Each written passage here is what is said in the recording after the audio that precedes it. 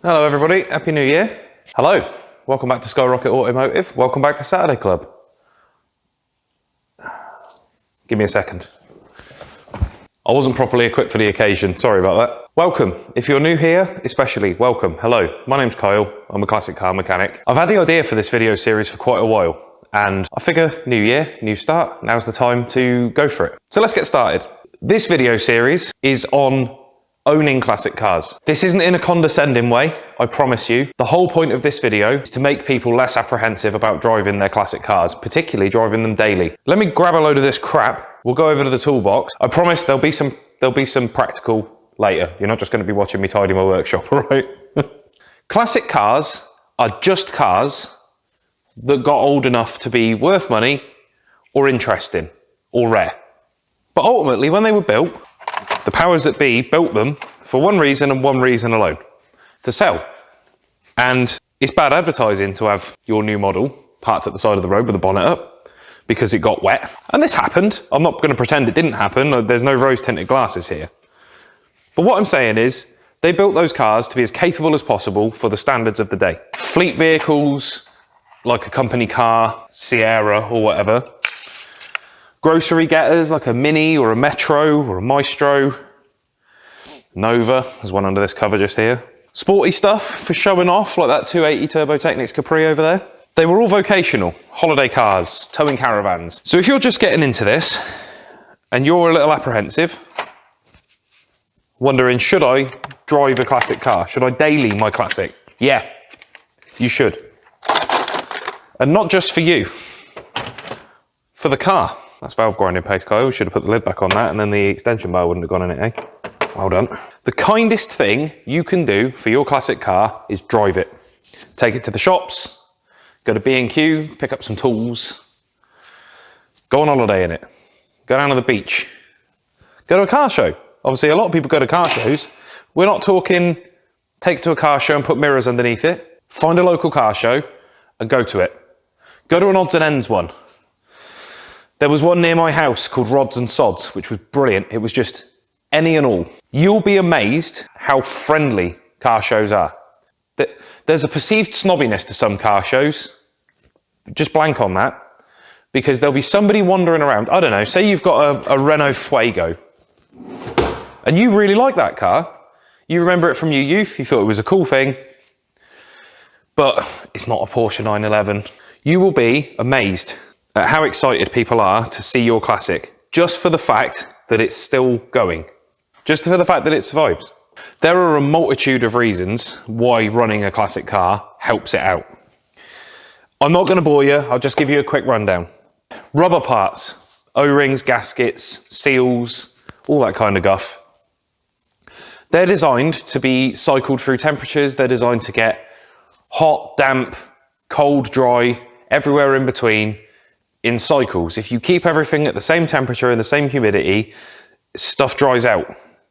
Ditto, if you keep it too humid, don't run your blower motor up and crack the windows and let the upholstery get hot, for example. It doesn't matter how much money you spend on a tent or a cover, that car can't breathe. And if it can't breathe, humidity gets in, humidity gets trapped, you get stuck in the fabric, mold. That condensation and humidity gets up behind the dashboard, it corrodes all your connectors. That's how you end up with a headlight switch. You just have to hit just right or the side lights won't come on.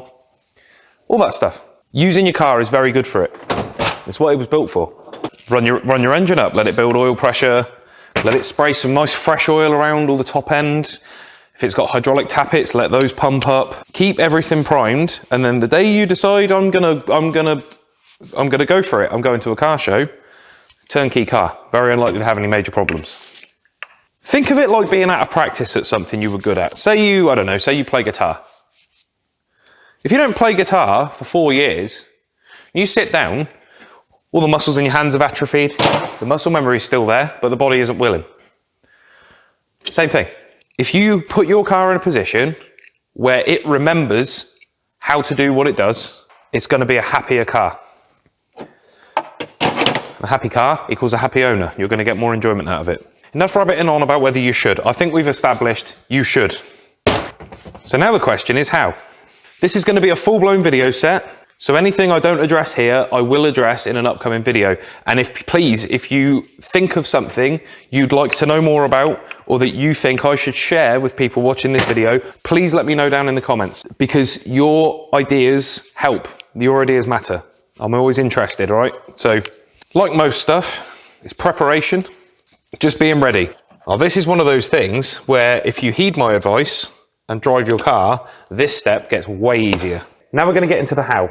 And the how is going to go, you've been apprehensive about driving your Classic through to taking it on holiday, daily driving it, road trips, all that good stuff. And it all starts with the car's been sitting. We're going to use this Golf as a mule. There's two ways I'm going to attack this video set. The first one is absolute novice, no mechanical inclination at all. The second one is the people who are more mechanically inclined. Now, you may know some of this info, but not everybody does. So bear with, all right? First thing, have a look at your fuel hoses. The rubber lines, gently flex them, check for any cracking. Okay, we're good. Those are healthy fuel lines. I'll see if I can find a piece of bad fuel hose. Give me a second. Yep. Okay, and here's a piece of old fuel hose. You see that? That's the beginning of the fuel line deteriorating. This will probably last a number of miles. I'm not accepting any responsibility for any lost damage, etc., etc. But if you're being smart about it, change them. Maybe that's the first job you do on your car. You'll get handy with tools, you'll know the car a little better, and you'll have done something for the car. What a great feeling.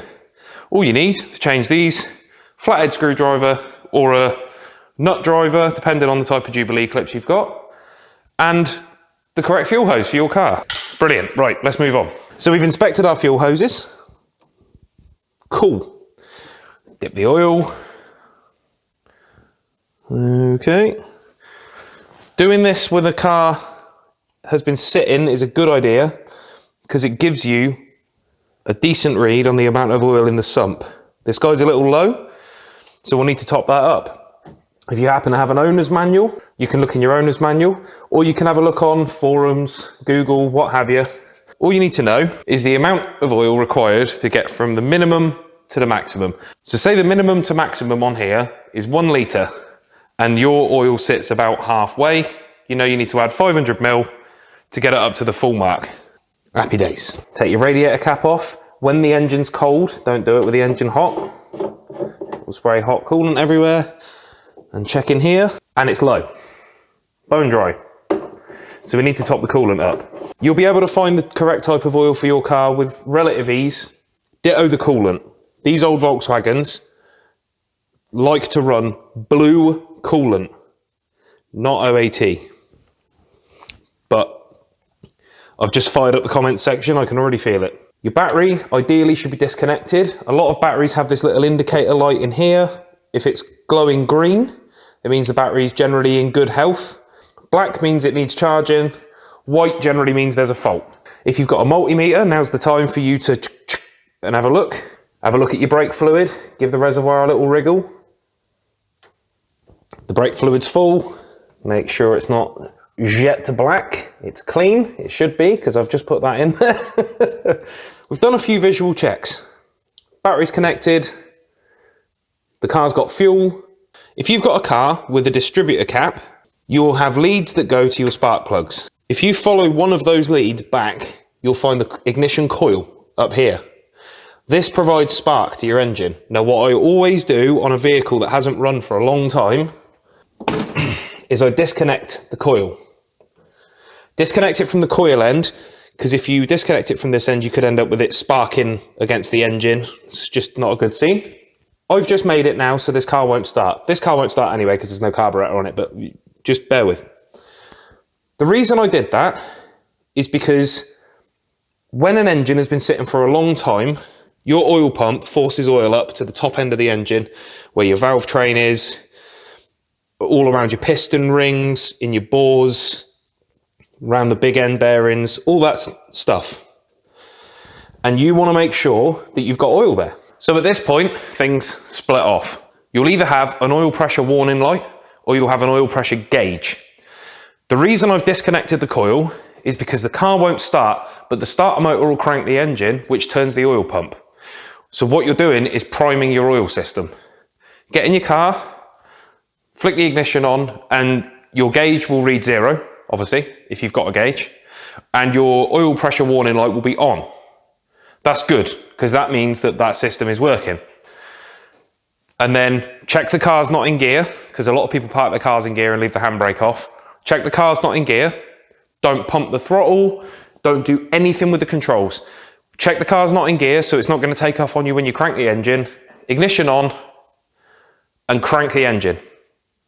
On an oil pressure gauge, you're waiting for the needle to come up off of 0.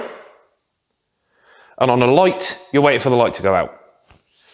Once that's happened, stop cranking. Key all the way off, and now's the moment of truth. You've built oil pressure. With the ignition off, reconnect your coil, like so. This also has the side effect of filling up, ideally, your fuel filter and the float bowl in your carburetor, or priming your injectors if you're running K-Jet. Basically, by cranking on the engine, you've just woken everything up ahead of starting it. So instead of the car being asleep and, oh my God, what the hell's going on? I'm running. You've sort of, come on, wakey wakey. It's at least had a chance to click the kettle on before you've expected it to then go off to work. Start the engine, let it idle. If you've got a manual choke, bring the choke out enough to get the engine to start and run. Gently and slowly push the choke knob back in until the engine will run with the minimum amount of choke at a high idle, so 1,000 to 1,200 RPM. As soon as you can get the car off of choke, do it, because the whole time you're running the engine rich, there's an excess of fuel in the bores. It just increases engine wear and things. Let it run. If you're in a garage or a carport or a carcoon, obviously make sure you've got adequate ventilation, especially on a car that's not run for a long time. It might be a little smoky as it clears its lungs. And you want to make sure that you don't breathe as much of that crap in as possible. Ask me how I know. Right, we're back over at the bench. Another brew. Okay, please don't think I'm being patronising. If you know this stuff initially, we're going to get a bit more technical, but this video set is for everyone. And we need to make sure everybody's up to speed at the same time so we can go forward.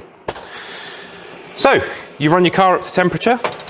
After that point, just keep an eye on things. Keep an eye on your temperature gauge, make sure you're not massively overheating. Check underneath the car, make sure there's no fluids leaking out anywhere, big puddles of oil, puking coolant. Be patient. Don't off the limiter. Just let it idle. As the engine slowly comes up to temperature, everything slowly contracts or expands, does its job, gently. What you ideally want to do is get your engine to normal operating temperature. Once it gets up to normal operating temperature, your thermostat should open and your cooling fan should kick on. You've now heat cycled that engine. That engine's come up to temperature, it's gone through all of its warm-up routines. The cooling system's pumped round. Put your heater on, turn the heater to fully hot, kick the fan on. Just get everything limbered up. While this is happening, feel free to find out if there's anything wrong. Turn your lights on, do an instrument check, check your indicators, check your horn. I would recommend you do that at least once a month if you've got the budget for the fuel. It's not overly fuel consuming, but you will find when day comes that you decide to take your car out, you should be able to get in it and go chugga-vroom. It should start nice and easily and everything should work and you've got all the fluids, everybody's happy. If your car's got a hydraulic clutch, it's a good idea to just pump the pedal a few times. Just free things off, basically. You could just hit the road immediately, I would imagine. The vast majority of classics out there. If you're going to do that, check your tyres, check they're not cracked, check you've got air in them, check that they're not bowled. Before you set off as well, pump your brakes. Definitely have more drill bits than that. Go around the block initially, just take it around the block. You haven't got to go miles. We can't all be as unbelievably awesome as Derek. So it's not about whether your car will do 700 miles after the first drive in however many years. It's just about getting it awake. Make sure the car knows that you're taking it somewhere. Okay, sort of a shopping list, but please hear me out. I'm not about to tell you that this is the sting in the tail of the video where you need to go out and spend 800 quid.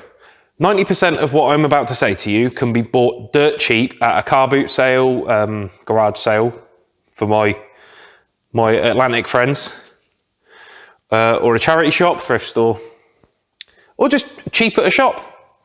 You don't need ridiculously posh tooling, especially this stuff, because it's going to be throwing itself around in your boot. Get some tools, just a few, okay? So this stubby flathead screwdriver has got me out of the bricks on many occasions, and it cost me 50 pence. Half a quid. Half a quid has saved me hours and hours and hours of work. And then get a long flathead. Again, I got this chunky lad from a boot sale for 50 pence. I like cheap tools because if they go missing, it's no biggie. If someone steals my £500 Milwaukee torque wrench, that I don't own, by the way, because I flatly refuse to pay that for a torque wrench, I'm going to be devastated. So this isn't about you need all the proper gear, you need your special tool belt. We're running classic cars here. Get the tools you need for your car. So a little socket set. I mean, you can get them off of the usual suspects online. Really doesn't matter. There are some fairly good quality tools out there that can be had for stupidly cheap. Almost too cheap to believe, really. So yeah, for example, that Golf. Now, and just anticipate things. A Jubilee clip comes loose. It's been sitting for a while, the hose has shrunk, the Jubilee clip's come loose and it's moved. And you get a fuel leak or a coolant leak. Okay, cool. So you need a screwdriver for that.